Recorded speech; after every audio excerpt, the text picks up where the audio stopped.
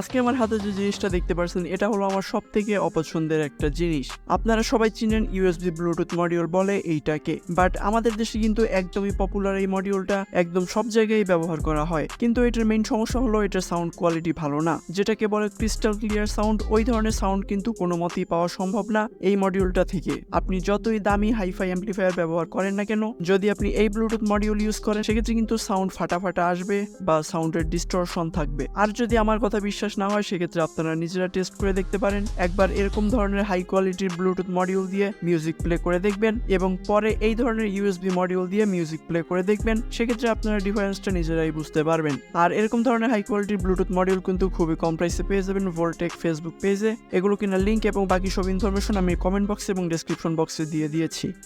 So যাই হোক, আজকে ভিডিওর টপিক এইটা না। অনেকেই কমেন্ট করেছিলেন এবং মেসেজ করেছিলেন যে এরকম ধরনের ব্লুটুথ মডিউলের সঠিকভাবে কিভাবে ভোল্টেজ দিব, বা হঠাৎই দেখা যায় অ্যাম্পলিফায়ার অন করার সময় এই ব্লুটুথ মডিউলগুলো কেটে যায় বা অনেক ধরনের সমস্যা হয়। সো এই ধরনের সমস্যা আসলে কিভাবে সলভ করব। সো আজকে ভিডিওতে আপনাদের দেখাবো কিভাবে একদম সঠিক নিয়মে এই ব্লুটুথ মডিউলে ভোল্টেজ ইনপুট দিবেন, যাতে এই ধরনের ব্লুটুথ মডিউল আর কখনো নষ্ট না হয়। সো প্রথমে বলে রাখি, এই ধরনের ব্লুটুথ মডিউল কিন্তু একমাত্র ভোল্টেজের কারণেই নষ্ট হয়। সো অ্যাম্পলিফায়ার বা ট্রান্সফরমার যখন আমরা অন করি তখন 1 সেকেন্ডের জন্য কিন্তু ট্রান্সফরমার বা এসএমপিএস বা পাওয়ার সাপ্লাইয়ের ভোল্টেজটা অনেকটা বেড়ে যায় এবং অ্যাম্পিয়ারও অনেকটা বেড়ে যায়, আর এটাকে বলা হয়ে থাকে ইনরাশ কারেন্ট। আর এই প্রবলেমটা তখনই হয় যখন আমাদের অ্যাম্পলিফায়ারের সাথে কোনো ধরনের কোনো সফট স্টার্টার না থাকে। বাট হাই পাওয়ার অ্যাম্পলিফায়ার ছাড়া আসলে সফট স্টার্টার খুব একটা ব্যবহার করা হয় না। সো সেক্ষেত্রে আমাদের এই ব্লুটুথ মডিউলের ভোল্টেজ ইনপুটেই কিছুটা মডিফিকেশন করতে হবে। সো চলুন এই ধরনের ব্লুটুথ মডিউলের জন্য পারফেক্ট একটা পাওয়ার সাপ্লাই তৈরি করি। সো এখানে আমাদের মাত্র 3টা জিনিস লাগবে। সো প্রথমেই আমাদের লাগবে একটা 7805 ভোল্টেজ রেগুলেটর আইসি, কারণ এই মডিউলটা আসলে 5 ভোল্টে চলে। দেন আমাদের লাগবে একটা 104 অথবা 101 পিএফ এবং আমাদের দরকার হবে একটা 1 এম্পিয়ারের ডায়োড।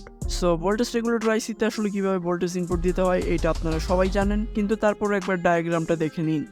এখানে আমি ইনপুট ভোল্টেজ আসলে 19 ভোল্টের একটা সাপ্লাই নিয়েছি, বাট এখানে আপনারা আপনাদের ইচ্ছে মতো ভোল্টেজ দিতে পারেন। কেউ 12 ভোল্টের ট্রান্সফরমার ইউজ করতে পারেন বা অন্য যে কোনো পাওয়ার সাপ্লাই ইউজ করতে পারেন। এখন যদি আমরা 5 ভোল্ট রেগুলেটরের আউটপুটে দেখি, সেক্ষেত্রে এখানে কিন্তু দেখতে পাচ্ছেন 5 ভোল্টের থেকে একটু বেশি ভোল্টেজ আছে। সো এই একটু বেশি ভোল্টেজটা কিন্তু যখন ইনরাশ কারেন্ট আসে তখন কিন্তু অনেকটা বেড়ে যায়, এর ফলে আসলে আমাদের ব্লুটুথ মডিউলগুলো নষ্ট হয়ে যায়। এবার আমাদের এই ইনরাশ কারেন্টটাকে কন্ট্রোল করার জন্য এখানে দরকার হবে একটা 104 পিএফ বা একটা 101 পিএফ।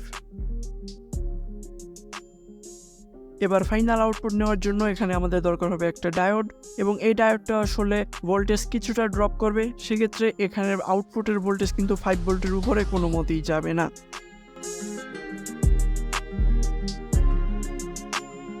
সো এখানে দেখতে পাচ্ছেন আমাদের ব্লুটুথ মডিউল কিন্তু একদম পারফেক্টলি চলছে, এবং এইভাবে একটা পাওয়ার সাপ্লাই তৈরি করলে কিন্তু সেক্ষেত্রে এই ধরনের ব্লুটুথ মডিউল নষ্ট হওয়ার আর কোনো চান্স থাকবে না।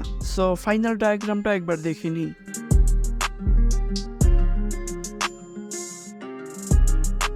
এইভাবে যদি আপনারা এরকম ধরনের ইউএসবি ব্লুটুথ মডিউলে ভোল্টেজ ইনপুট দিতে পারেন, সেক্ষেত্রে কিন্তু এগুলো আর কখনো নষ্ট হবে না। সো আজকে ভিডিওটি এ পর্যন্তই, দেখাবো নেক্সট ভিডিওতে। Till then, take care.